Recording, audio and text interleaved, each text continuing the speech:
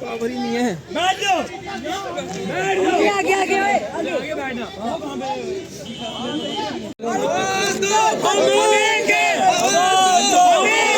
तानाशाही नहीं चलेगी, नहीं चलेगी, नहीं चलेगी, तानाशाही नहीं चलेगी, नहीं चलेगी, नहीं चलेगी, तानाशाही नहीं चलेगी, नहीं चलेगी, नहीं चलेगी। आवाज दो हमें।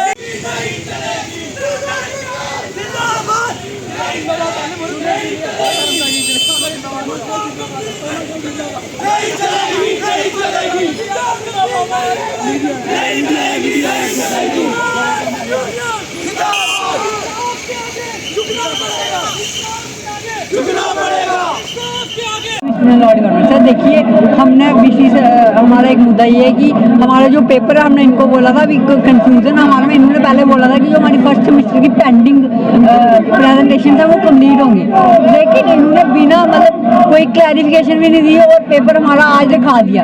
जब आज हम 10:30 बजे पेपर देने आए बच्चे, तो वहाँ पे क्या देखते हैं कि गेट वगैरह सब कुछ लॉ डिपार्टमेंट के बंद है। 10:15 में गेट खुलते हैं, ये पेपर स्टार्ट करते हैं, पेपर हो जाता है लीक सर। वो हमारे सभी व्हाट्सएप ग्रुप में आ गए, पेपर आपको मैं दिखा भी देता हूँ अगर आपने दिखाना। तो उसके बाद क्या बोलते हैं, मैडम हम बोल रहे हैं मैडम पेपर लीक हो गया, पेपर को हमें कैंसिल करो ये बता। तो कहते हैं कि आप पेपर दे दो, हम आपको अलग से बढ़ा देंगे और 1-2 घंटा एक्स्ट्रा दे देंगे, आप पेपर दो। जब पेपर ही लीक हो गया उसके बावजूद ये बोल रहे हैं हमें रूल सिखा रहे हैं सर। ये लॉ के टीचर ना हमें लॉ तोड़ने के लिए बोल रहे हैं कि पेपर दे दो। अगर पेपर लीक हो गया फिर पेपर क्यों दें हम? और दूसरी चीज, जिस सब्जेक्ट का पेपर है वो सब्जेक्ट वो आज के टाइम में एग्जिस्ट ही नहीं करता।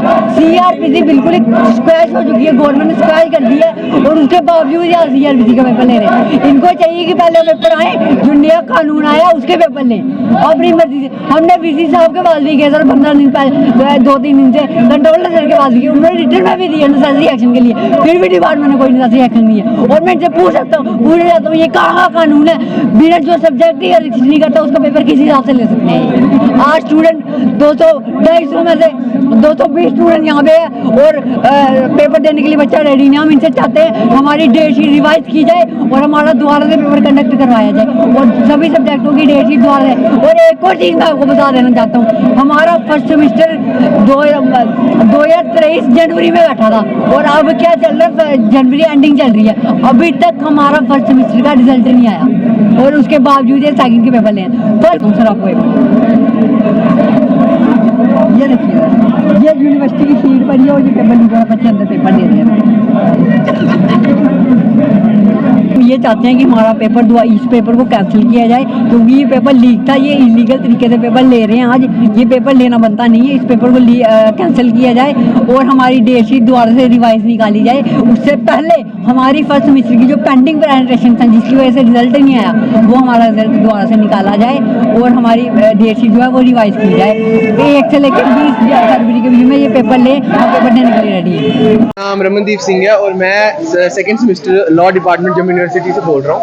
मेरी भाई हमारी प्रॉब्लम ये है कि आज हमारा जो एग्ज़ाम कंडक्ट हो रहा था CRPC का, वो एक्चुअली वैलिड ही नहीं है आज कंडक्ट होना, क्योंकि हमारी जो डेट शीट है वो 10 तारीख की आ गई थी, ठीक है। और 10 पहले जो हमारे 2 एग्जाम थे वो पोस्टपोन करवा दिए गए। उसका ये रीज़न था कि हमारा फर्स्ट सेमेस्टर कंप्लीट नहीं हुआ।